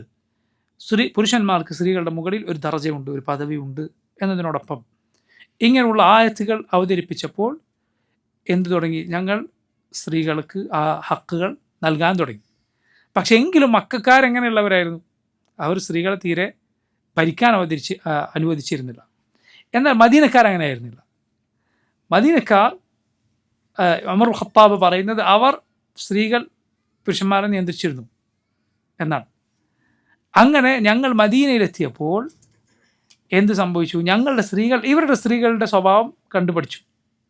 മക്കക്കാർ മദീനക്കാരായ സ്ത്രീകളുടെ സ്വഭാവം കണ്ടുപഠിച്ചു. അങ്ങനെ ഒരു ദിവസം എൻ്റെ ഭാര്യ എന്നോട് ഞാൻ എന്തോ ഒരു കാര്യം സംസാരിച്ചപ്പോൾ എന്നെ തിരുത്താൻ വന്നു. അപ്പോൾ ഞാൻ അവളോട് ദേഷ്യം പിടിച്ചു. അപ്പോൾ ഭാര്യ എന്നോട് പറഞ്ഞു, നിങ്ങളെ തിരുത്താൻ പാടില്ലേ, നിങ്ങളോട് മറുത്തു പറയാൻ പാടില്ലേ?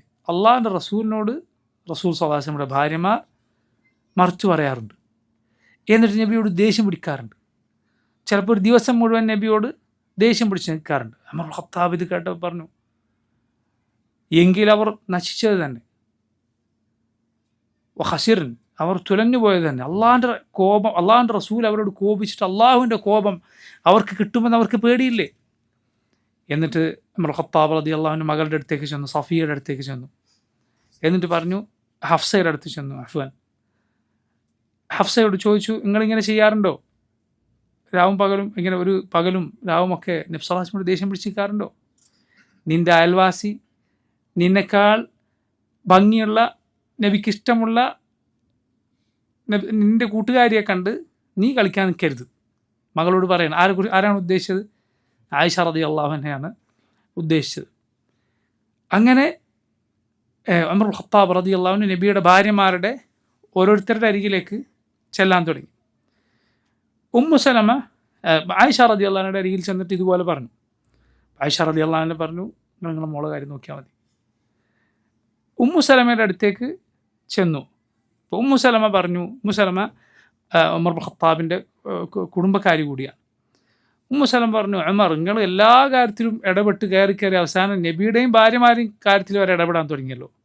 ഉമർ ഖത്താബ് പറഞ്ഞു, അത് കേട്ടപ്പോൾ എനിക്ക് പിന്നൊന്നും പറയാൻ തോന്നിയില്ല, എൻ്റെ വാക്കുകൾ മുട്ടിപ്പോയി. കാരണം ആ മറുപടി എനിക്ക് പിന്നൊന്നും പറയാൻ പറ്റിയില്ല. അങ്ങനെ ഇരിക്കെ ഉമർ ഖത്താബ് പറയുകയാണ് റളിയല്ലാഹു അൻഹു, ഞങ്ങൾ സംസാരിക്കാറുണ്ടായിരുന്നു, ഖസ്സാനിലെ രാജാവ് മദീനയെ ആക്രമിക്കാൻ വരാൻ പോവുകയാണ്. അങ്ങനെ ഒരു സംസാരം മദീനക്കാർക്കിടയിലുണ്ടായിരുന്നു. ഞാൻ എൻ്റെ ഒരു അൻസാരിയായ ഒരു കൂട്ടുകാരനും ഊഴം വെച്ച് നബി സല്ലല്ലാഹു അലൈഹി വസല്ലമയുടെ അരികിലേക്ക് ചെല്ലുമായിരുന്നു.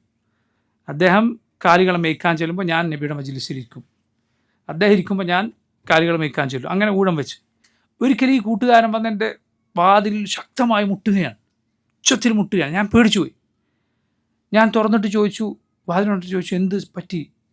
ഖസ്സാനിലെ ആ രാജാവ് മദീനയെ ആക്രമിക്കാൻ വന്നോ? അപ്പോൾ അയാൾ പറഞ്ഞു, അല്ല, അതിനേക്കാൾ വലുത് സംഭവിച്ചിരിക്കുന്നു. അപ്പോൾ പറഞ്ഞു, അതെന്താണ്? തല്ലഖ റസൂലുള്ളാഹി സ്വല്ലല്ലാഹു അലൈഹി വസല്ലം നിസാഅ, അല്ലാഹുവിൻ്റെ റസൂൽ സല്ലല്ലാഹു അലൈഹി വസല്ലം നബിയുടെ ഭാര്യമാരെ തലാഖ് ചൊല്ലിയിരിക്കുന്നു.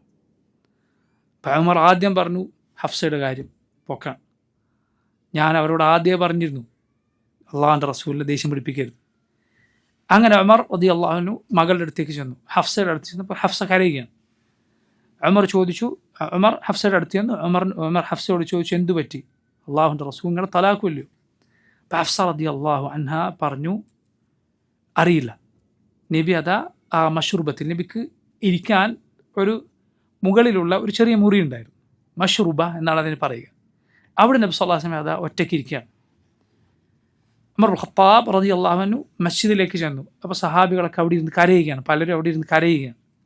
കാരണം നബി സല്ലല്ലാഹു അലൈഹി വസല്ലം ഭാര്യമാരെ തലാഖ് ചൊല്ലി എന്ന പ്രയാസപ്പെടുത്തുന്ന വർത്തമാനമാണ് അവർ കേട്ടത്. ഉമർ ഖത്താബ് റളിയല്ലാഹു അൻഹു നബിയുടെ മഷ്റൂബയുടെ അരികിലേക്ക് ചെന്നു. അവിടെ ഒരാൾ റബാഹ് എന്നയാൾ കാവൽ നിൽക്കാൻ, ഒരു കറുത്ത നിറമുള്ള അടിമയാണ്. അങ്ങനെ ഉമർ പറഞ്ഞു, നബിയോട് ചെന്ന് അനുവാദം ചോദിക്കൂ, ഞാൻ കയറിക്കോട്ടെ. അദ്ദേഹം വന്നിട്ട് പറഞ്ഞു, ഉമറിനോട് പറഞ്ഞു, ഞാൻ നബി സല്ലല്ലാഹു അലൈഹി വസല്ലമയോട് പറഞ്ഞു നിങ്ങൾ ചോദിക്കുന്നുണ്ട്, പക്ഷേ നബി ഒന്നും മിണ്ടിയില്ല. ഉമർ ഖത്താബ് റളിയല്ലാഹു അൻഹു മസ്ജിദിലേക്ക് വന്നു. എന്നിട്ട് ഇരിക്കുന്ന ആളുകളുടെ കൂടെ ഇരുന്നു. ഉമർ പറയണം, പിന്നെ എനിക്ക് ഇരിക്കാൻ പറ്റിയില്ല. പിന്നെ ഞാൻ എന്ത് ചെയ്തു? അയാളുടെ അടുത്തേക്ക് ചെന്ന് നബിയോട് അനുവാദം ചോദിക്കാൻ പറഞ്ഞു. അദ്ദേഹം ഉള്ളിൽ പോയി തിരിച്ചു വന്നിട്ട് പറഞ്ഞു, അതുപോലെ ഞാൻ നബിയോട് നിങ്ങൾ അനുവാദം ചോദിക്കുന്നു പറഞ്ഞു, പക്ഷേ നബി സല്ലല്ലാഹു അലൈഹി വസല്ലം ഒന്നും മിണ്ടിയില്ല. ഉമർ തിരിച്ചു വന്നു, മസ്ജിദിലിരുന്നു. ആ ഇരിക്കുന്ന ആളുകളുടെ കൂടെ ഇരുന്നു. പിന്നെ ഉമറിന് സഹിക്കാൻ പറ്റിയില്ല, ഇരിക്കപ്പുറത്തിട്ടില്ല, തിരിച്ചുപോയി. ഇതു തന്നെ ആവർത്തിച്ചു. പക്ഷെ മൂന്നാമത്തെ തവണ തിരിച്ചു വരുമ്പോൾ അദ്ദേഹം പറഞ്ഞു നബി സല്ലല്ലാഹു അലൈഹി വസല്ലം കയറാൻ അനുവദിച്ചിട്ടുണ്ട്. അപ്പോൾ ഉമർ ഖത്താബ് റളിയല്ലാഹു അൻഹു മശ്റൂബയിൽ ആ മുറിയിലേക്ക് കയറി. അല്ലാഹുവിൻ്റെ റസൂൽ സല്ലല്ലാഹു അലൈഹി വസല്ലം ഇങ്ങനെ കിടക്കുകയാണ്. സല്ലല്ലാഹു അലൈഹി വസല്ലമയുടെ ശരീരത്തിൽ ആ പുൽപ്പായിൽ കിടന്നതിൻ്റെ പരിക്ക് പറ്റിയിട്ടുണ്ടായിരുന്നു. അങ്ങനെ ഉമർ ഖത്താബ് റളിയല്ലാഹു അൻഹു നബിയോട് ചോദിച്ചു, നബിയെ, അങ്ങയുടെ ഭാര്യമാരെ തലാഖ് ചൊല്ലിയിട്ടുണ്ടോ? അപ്പോൾ നബി സല്ലല്ലാഹു അലൈഹി വസല്ലം പറഞ്ഞു, ഇല്ല. മറിച്ച് നബി ചെയ്തത് ഈല ആണ്. അത് എന്താണെന്ന് ഞാൻ പറയാം. ഭാര്യമാരുടെ അരികിലേക്ക് ഞാൻ ചെല്ലുകയില്ല, ഒരു മാസത്തേക്ക് ചെല്ലുകയില്ല നബി സല്ലല്ലാഹു അലൈഹി വസല്ലം ശപഥം ചെയ്തത്. അവരിൽ നിന്നുണ്ടായ ചില സ്വാഭാവികമായ സ്ത്രീ സഹജമായ ചില കാര്യങ്ങൾ കാരണത്താൽ. പക്ഷെ ജനങ്ങൾക്കിടയിൽ തലാഖ് ഇല്ല എന്നാണ് പ്രചരിച്ചത്. അപ്പോൾ ഒരായത്തുണ്ടല്ലോ ഖുർആനിൽ, എന്ത് നിങ്ങൾ എന്ത് ചെയ്ത് അറിവില്ലാത്തതിൻ്റെ പിന്നാലെ പോകരുത്.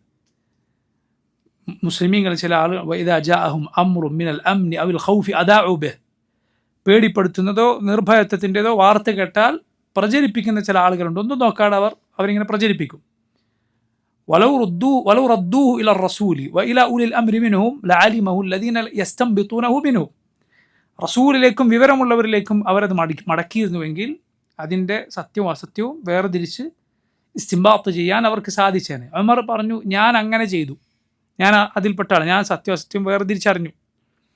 അപ്പോൾ തലാഖ് ചൊല്ലിയിട്ടില്ല എന്ന് പറഞ്ഞപ്പോൾ ഉമർ റളിയല്ലാഹു അൻഹു അള്ളാഹുവിനെ സ്തുതിച്ചു. എന്നിട്ട് ഉമർ ഖത്താബ് റളിയല്ലാഹു അൻഹു നബിയോട് പറഞ്ഞു, നബിയെ, നമ്മൾ മക്കയിലുള്ളപ്പോൾ സ്ത്രീകളെ നമ്മൾ മെക്കിട്ട് കയറിയിരുന്നില്ല. മദീനയിൽ വന്നപ്പോൾ ഇവിടുത്തെ സ്ത്രീകളുടെ സ്വഭാവം അവർ കണ്ടുപിടിച്ചു. എന്നിട്ട് എൻ്റെ ഭാര്യ എന്നോട് ഇങ്ങനെ ഒരു ദിവസം തട്ടിക്കയറി. അപ്പോൾ ഞാൻ ഇങ്ങനെ പറഞ്ഞു, അപ്പോൾ അവരിങ്ങനെ പറഞ്ഞു. അപ്പോൾ നബി സല്ലല്ലാഹു അലൈഹി വസല്ലം ചിരിച്ചു. ഉമർ ഖത്താബ് റളിയല്ലാഹു അൻഹു നബി ചിരിച്ചപ്പോൾ ഉമർ എന്ത് ചെയ്തു, ഒന്ന് ഇരുന്നു, അവിടെ നിൽക്കുകയായിരുന്നു. നബി സല്ലല്ലാഹു അലൈഹി വസല്ലം ചിരിച്ച നബിയുടെ മുഖം, നബിയുടെ ഇപ്പോഴുള്ള രീതി അത് തണുത്തിരിക്കുന്നത് കണ്ടപ്പോൾ ഉമർ റളിയല്ലാഹു അൻഹു പിന്നെ ഇരുന്നിട്ട് ഉമർ ഖത്താബ് റളിയല്ലാഹു അൻഹു പിന്നെയും സംസാരിച്ചു തുടങ്ങി. അപ്പോൾ നബി സല്ലല്ലാഹു അലൈഹി വസല്ലം ഒന്നുകൂടി ചിരിച്ചു എന്നാണ്. ഉമർ പറയും, റസൂലുള്ളാഹി സ്വല്ലല്ലാഹു അലൈഹി വസല്ലം പോലെ മനോഹരമായ ഒരു പുഞ്ചിരി ഞാൻ വേറെ കണ്ടിട്ടില്ല. അങ്ങനെ എന്നിട്ട് ഉമർ ഇങ്ങനെ ആ മുറിയിലേക്ക് നോക്കുമ്പോൾ ആ മുറിയിൽ ഒന്നുമില്ല. ഒരു നബി സല്ലല്ലാഹു അലൈഹി വസല്ലമക്ക് ഒരു സ്വകാര്യത, ഒരു വിശ്രമിക്കാനുള്ള മുറിയാണ്. പക്ഷെ ഉമർ പറയും, ഞാൻ നോക്കുമ്പോൾ കണ്ണിന് ആകർഷിക്കുന്ന ഒന്നുമില്ല, ഏതാനും മൃഗത്തിൻ്റെ തൊലികൾ, ഊറക്കിട്ട തോലുകളല്ലാതെ വേറൊന്നും അവിടെ ഇല്ല. നബി സല്ലല്ലാഹു അലൈഹി വസല്ലം ആകട്ടെ ഒരു പുൽപ്പായിൽ കിടക്കുകയാണ്. അപ്പോൾ എനിക്ക് അത് കണ്ട പ്രയാസത്തിൽ ഞാൻ ചോദിച്ചു, നബിയെ, അങ്ങ് ഈ ഉമ്മത്തിന് വേണ്ടി ദുആ ചെയ്യുന്നില്ലേ? കാരണം കിസ്റയും കൈസറും ഒക്കെ അവരൊക്കെ എങ്ങനെയാണ് ജീവിക്കുന്നത്? കാഫറുകളായ ആളുകൾ, അവരൊക്കെ വലിയ സന്തോഷത്തിൽ ജീവിക്കാൻ, വലിയ സൗകര്യത്തിൽ ജീവിക്കാൻ. അങ്ങ് ഈ ഉമ്മത്തിന് ദുനിയാവിൽ വിശാലത നൽകാൻ അള്ളാഹുവിനോട് ദുആ ചെയ്താൽ. അപ്പോൾ കിടക്കുക എന്ന റസൂൽ സല്ലല്ലാഹു അലൈഹി വസല്ലം ഇരുന്നു. എന്നിട്ട് ചോദിച്ചു, അഫീ ശക്കിൻ അൻത ബിൻ ഖത്താബ്, നിനക്ക് എന്താ സംശയമുണ്ടോ? അവർക്ക് അള്ളാഹു നൽകിയത് ദുനിയാവാണ്, നമുക്ക് പരലോകമാണ് എന്ന് നബി സല്ലല്ലാഹു അലൈഹി വസല്ലം പറഞ്ഞു. അതുവരെ കിടന്നിരുന്ന റസൂൽ സല്ലല്ലാഹു അലൈഹി വസല്ലം അത് കേട്ടപ്പോൾ ഇരുന്നു എന്നാണ്. ഉമർ ഖത്താബ് നബി സല്ലല്ലാഹു അലൈഹി വസല്ലമയോട് പറഞ്ഞു, നബിയെ, ഈ ഭാര്യമാരുടെ കാര്യം പിന്നെ സംസാരിച്ചു. ഭാര്യമാരെ അവർ താങ്കൾ ഉപദ്രവിക്കുകയാണ്, അവരെ താങ്കൾ നബി അങ്ങ് തലാഖ് ചൊല്ലിയാൽ അള്ളാഹു അവരെക്കാൾ നല്ലവരെ താങ്കൾക്ക് പകരം നൽകും. നബി, അങ്ങയുടെ സഹായിയായി അള്ളാഹു ഉണ്ട്, അതുപോലെ മലായിക്കത്തുണ്ട്, ഞാനും അബൂബക്കറുമുണ്ട്. അള്ളാഹു ഉമർ ഖത്താബ് റളിയല്ലാഹു അൻഹു പറഞ്ഞ കാര്യങ്ങൾ പല സന്ദർഭങ്ങളിൽ ആയത്തായി അവതരിപ്പിച്ചത് നമുക്കറിയാം. സൂറത്ത് തഹ്രീമിലെ ആയത്തുകൾ നോക്കൂ, ഉമർ ഈ പറഞ്ഞ കാര്യമാണ്. എന്ത്? നബിയുടെ ഭാര്യമാരെക്കുറിച്ച് അള്ളാഹു പറഞ്ഞു, വഇൻ തളാഹറ അലൈഹി ഫഇന്നല്ലാഹ ഹുവ മൗലാഹു വജിബ്രീലു വസാലിഹുൽ മുഅ്മിനീൻ. നബിയുടെ ഭാര്യമാർ നബിക്കെതിരിൽ നീങ്ങുകയാണ് എങ്കിൽ അള്ളാഹുവാണ് നബിയുടെ രക്ഷാധികാരി, ജിബ്രീലാണ്, സാലിഹുൽ മുഅ്മിനീൻ, മുഅ്മിനീങ്ങളുടെ സാലിഹീങ്ങളായ മുഅ്മിനീങ്ങളുമാണ്. ഉമർ പറഞ്ഞ വാക്കാണ്. ഞാനുണ്ട്, മൽക്കലുണ്ട്, അബൂബക്കറും, അള്ളാഹുണ്ട്, മലായിക്കത്തിനും, ഞാനും അബൂബക്കറുമുണ്ട് എന്ന് നബി സല്ലല്ലാഹു അലൈഹി വസല്ലം യഥാർത്ഥത്തിൽ ഈലാ ചെയ്ത്. ഈല എന്ന് പറഞ്ഞാൽ ഭാര്യമാരുടെ അരികിലേക്ക് ചെല്ലുകയില്ല എന്ന ശപഥമാണ്. ഈല അത് ഒരാൾക്ക് ചെയ്യാൻ അനുവാദമുള്ളത് പരമാവധി 4 മാസം മാത്രമാണ്. അള്ളാഹു പറഞ്ഞു ലദീന യുലൂന മിൻ നിസാഇഹിം തറബ്ബുസു 4 അശ്ഹുർ. സ്ത്രീകളെ ഇലാ ചെയ്യുന്നുവെങ്കിൽ അനുവാദം 4 മാസം മാത്രമാണ്. അതിൽ കൂടുതൽ ഒരാൾക്ക് തൻ്റെ ഭാര്യയുമായി അവരുടെ അനുവാദമില്ലാതെ വിട്ടു നിൽക്കാൻ പാടില്ല എന്നാണ്. 4 മാസം വരെ ഒരാൾക്ക് തൻ്റെ ഭാര്യയിൽ നിന്ന് അനുവാദമില്ലാതെ വിട്ടു നിൽക്കാം. അത് ഇലാ ചെയ്തിട്ടായാലും അല്ല വിദേശത്തോ മറ്റോ പോയിട്ടായാലും ഒക്കെ. പക്ഷേ അതിന് ശേഷം നിൽക്കണമെങ്കിൽ എന്ത് വേണം? അനുവാദം ഉണ്ടായിരിക്കും. ഭാര്യയുടെ അനുവാദമുണ്ടെങ്കിൽ അതിൽ കൂടുതൽ വേറെ വേറെ താമസിക്കാം, മറ്റോ ചെയ്യാം. പ്രവാസികളൊക്കെ ചെയ്യുന്നത് പോലെ തെറ്റില്ല.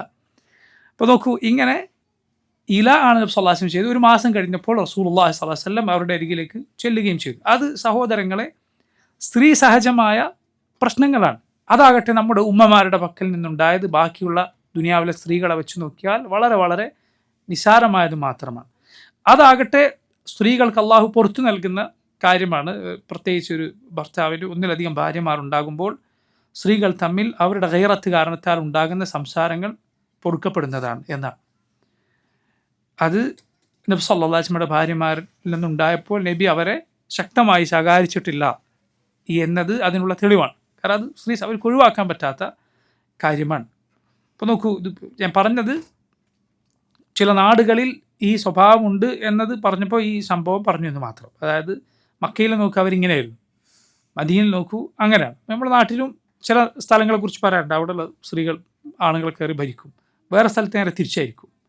അങ്ങനെയുള്ള ഇടങ്ങൾ ഉണ്ടാകാം. ഇസ്രായേലർ ഇതുപോലെ മസ്റിലേക്ക് പിന്നെയും തിരിച്ചുപോയി എന്ന് ചില തഫ്സീറുകളിൽ കാണാം. അല്ലാഹു തആല ആലം. ഇൻഷാ അല്ലാഹ് ഇനിയുള്ള ആയത്തുകളുടെ തഫ്സീർ നമുക്ക് വരുന്ന ദർസിൽ വിശദീകരിക്കാം. സല്ലല്ലാഹു വസല്ലം അലാ നബിയിന മുഹമ്മദ് വൽഹംദുലില്ലാഹി റബ്ബിൽ ആലമീൻ. അസ്സലാമു അലൈക്കും വറഹ്മത്തുള്ളാഹി വബറകാതുഹു.